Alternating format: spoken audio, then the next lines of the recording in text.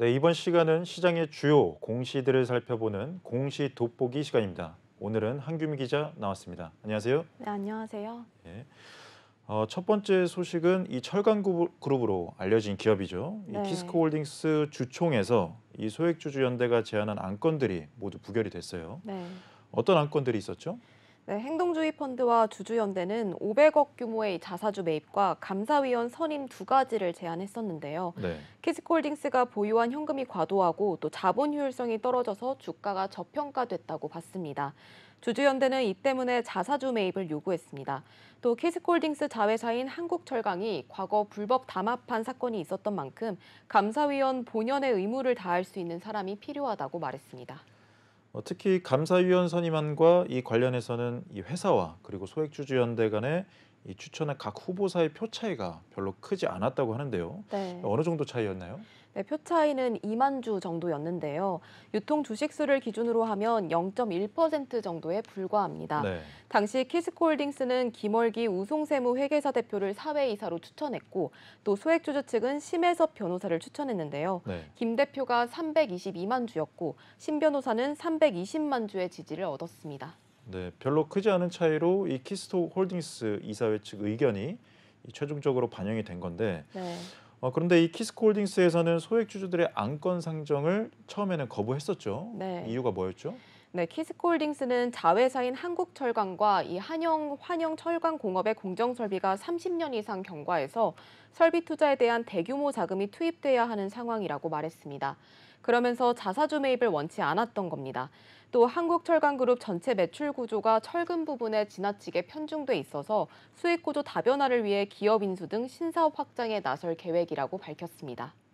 네, 키스코홀딩스에서는 이 주주 제한 안건 상정을 거부하면서 이 소액주주 측에서는 법원에 이 가처분 소송을 제기하기도 했어요. 네. 판결은 어떻게 나왔었죠? 네, 법원은 인용 판결을 내렸는데요. 네. 이 소송은 쉽게 말해서 주주 제한 안건 상정을 요구하는 가처분 소송이었습니다. 네. 인용 판결이 나오면서 주주총회에 이 안건들이 상정될 수 있었던 겁니다. 이와 관련해서 재판부는 채무자가 채권자들의 적법한 주주 제한권 행사에 대해 정당한 사유 없이 거부했다는 것 자체로 보전의 필요성이 인정된다고 말했습니다. 네. 해당 판결 이후에 이 안건 상정이 됐었죠. 네. 근데 이 당시 주주 제한과 관련해서 키스코홀딩스의 두 글로벌 자문사 의견이 달랐던 걸로 아는데 네. 이 각 자문사 의견은 어땠죠? 네, 자문사 글래스루이스는 주주 제안에 찬성했고 ISS는 반대했었는데요. 네. 이 투자업계에서는 두 글로벌 자문사가 자사주 매입 규모의 적절성과 감사위원회 독립성 등 그런 자체 기준을 고려해서 결과를 도출한 것으로 봤습니다. 먼저 글래루이스는 보고서에서 회사가 운전 자본을 많이 가지고 있기 때문에 제안자가 요청한 자사주 매입 금액이 합리적이라고 밝혔는데요. 이사회가 회사의 자본 배분 문제를 충분히 해결하지 못했다는 점을 고려할 때 감사위원을 이사회에 선임할 합리적인 이유가 있다고 언급했습니다. 네. 실제 키스코홀딩스가 보유한 현금성 자산은 최근 10년간 매년 15%씩 늘어나고 있고 현재 약 1조 원 수준으로 불어났습니다. 이에 대해 밸류 파트너스는 키스코홀딩스가 보유한 1조 원의 이자 수익만 연간 400억 원에 달한다고 분석하기도 했는데요. 네. 특히 지배주주가 보유한 주당 순현금이 주가보다 2배 이상 많은 상황이고 또 보유한 현금에 비해 주가가 저평가됐다며 자사주 매입과 소각으로 주당 가치를 높여야 한다고 강조하기도 했습니다. 그러면 ISS는 어떤 이유로 이 반대를 한 거죠? 네, ISS는 키스코홀딩스의 주주 제한이 충분한 이유나 근거를 제시하지 못했다면서 반대를 했는데요. 네. 이는 키스코홀딩스가 보유한 현금을 통해 신규 투자나 자체 주주 환원에 나설 수 있다는 그런 입장으로 보이고 있습니다. 키스코홀딩스는 의결권 대리 행사 권유에 대한 의견 표명서에서 주주 환원을 확대하고 있다고 말했습니다. 또 신사업 확장과 설비 투자 대비 현금 보유가 필요하다는 입장을 밝히기도 했습니다. 실제 키스코홀딩스는 2020년부터 2021년에 218억 원 규모의 자사주를 매입했었는데요. 또 지난해에는 376억 원 규모의 자기 주식을 소각하는 등 주주 환원을 이어왔습니다. 키스코홀딩스는 자회사의 설비 노후로 대규모 투자가 불가피한 상황이라고 말했었는데요.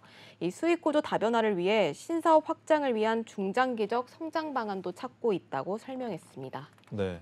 말씀 주신 것처럼 이 자문사 의견도 상당히 달랐는데 네. 회사 측과 이 소액주주 측의 입장도 상당히 이 팽팽한 모습을 보여줬습니다. 네. 이번 주총에서 소액주주 측이 원하는 결과를 얻어내지 못했지만 유의미한 부분이 있다고 하는데 네. 어떤 점이죠? 네, 소액주주 측이 사회이사로 추천했던 심혜섭 변호사가 전했던 말인데요. 이 주총 전날 키스코홀딩스 이병재 대표와 문종인 사장 등의 요청으로 소액주주와의 만남이 성사됐습니다. 네. 이렇게 소액주주연대와 경영진이 만난 건 처음이라고 했습니다. 이전에도 소액주주연대는 경영진과의 회동을 원했는데 이전에는 키스코홀딩스 측이 수용한 적이 없었습니다. 회동에서 키스코홀딩스 경영진은 소액주주연대가 요구하는 주주가치 재고 방향성에 공감을 표하기도 했습니다. 또 주총 직후에는 신 변호사와 소액주주연대 관계자 그리고 장세용 키스코홀딩스 회장과의 만남도 있었는데요. 장 회장은 이 자리에서 주주가치 재고를 위해서 계속해서 노력하겠다는 뜻을 밝힌 것으로 전해지고 있습니다. 네. 키스코홀딩스에서 이번 주총을 계기로 이 소액주주 측의 긍정적인 태도로 좀 태도를 바꿨다라고 이제 볼 수가 있는데 네. 소액주주 측은 여기서 좀 어떤 반응을 보였나요? 네, 소액주주연대는 키스코홀딩스 경영진이 개선 의지를 보인 만큼 자발적으로 주주 가치를 앞으로 제고해 나갈지 지켜보겠다는 입장입니다. 우선 지난 21일에 접수했던 키스코홀딩스 이사회 의사록 열람과 또 등사 허가 신청도 27일에 취하한 것으로 확인됩니다.